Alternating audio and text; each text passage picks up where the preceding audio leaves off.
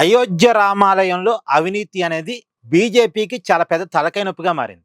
ఉత్తరప్రదేశ్లో అఖిలేష్ యాదవ్ పార్టీ దీన్ని గట్టిగా జనంలో తీసుకెళ్లే ప్రయత్నం చేస్తుంది. బీజేపీకి రాముడు అంటే ఇష్టం అంటారు, కానీ రామాలయంలోనే అవినీతి చేశారు అని చెప్పి ఆ విషయాన్ని అఖిలేష్ యాదవ్ బలంగా జనంలో తీసుకెళ్లే ప్రయత్నం చేస్తున్నాడు. నిజానికి గత పార్లమెంట్ ఎన్నికల సమయానికి సమాజ్వాదీ పార్టీ కొద్దిగా పుంజుకుంది. ఇప్పుడు సమాజ్వాదీ పార్టీ నుంచి 25 మంది ఎంపీలను బీజేపీ లాగేస్తుంది అనేటువంటి చర్చను మనం గత కొన్నాళ్ళుగా చూస్తున్నాం.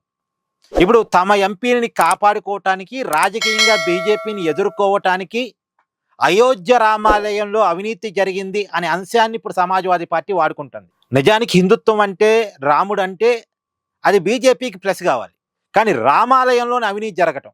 ఉత్తరప్రదేశ్లో యోగి ఆదిత్యనాథ్ ముఖ్యమంత్రిగా ఉన్నారు.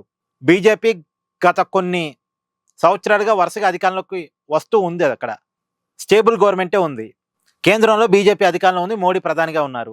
ఆ మోడీ ఈ ఉత్తరప్రదేశ్ నుంచి ఎంపీగా ఉన్నారు, వారణాసి నుంచి.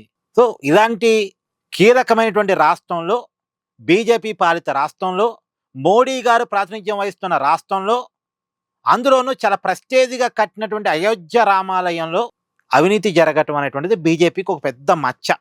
సరే, దాని మీద ఎంక్వైరీకి ఆదేశించారు. ఎంక్వైరీలో కూడా కొంత ప్రాథమికంగా అవినీతి జరిగింది, భక్తులు ఇచ్చిన కానుకల్లో కొంతవరకు అవినీతి జరిగింది అనేటువంటి విషయం కొంత ప్రాథమిక నిర్ధారణ జరిగింది. ఇది కొంత బీజేపీకి కొంత ఇబ్బందే, తలకాయ నొప్పిగానే మారింది. అటు యోగి ఆదిత్యనాథ్ ప్రభుత్వం ఇక్కడ ఒక విషయాన్ని గమనించాలి. యోగి ఆదిత్యనాథ్ అవినీతి పరుడని కాదు, మోడీ అవినీతి పరుడని కాదు, వీళ్ళిద్దరూ అవినీతి పరులని కాదు, వీళ్ళు దేవుడి దగ్గర సొమ్ము కొట్టేసే వాళ్ళని కాదు, ఖచ్చితంగా కాదు. కానీ ఇప్పుడు ఆ రామాలయం ట్రస్ట్తో మొత్తానికి ఎవరో అక్కడ ఉన్నటువంటి అధికారులు మొత్తానికి ఎవరో అవినీతి చేశారు.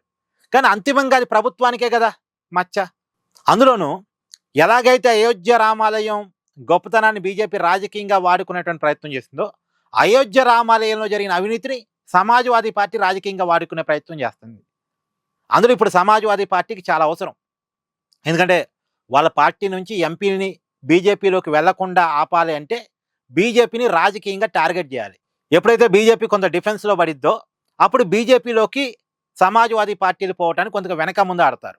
ఈ ప్రయత్నంలోనే అఖిలేష్ యాదవ్ బిజీగా ఉన్నాడు. ఇప్పుడు చూడాలి ఎంత మేరకు వర్కౌట్ అయ్యిద్ది, జనం అఖిలేష్ యాదవ్ నమ్ముతారా ఈ విషయంలో చూడాలి. Thank you. Please do like, share and subscribe this channel.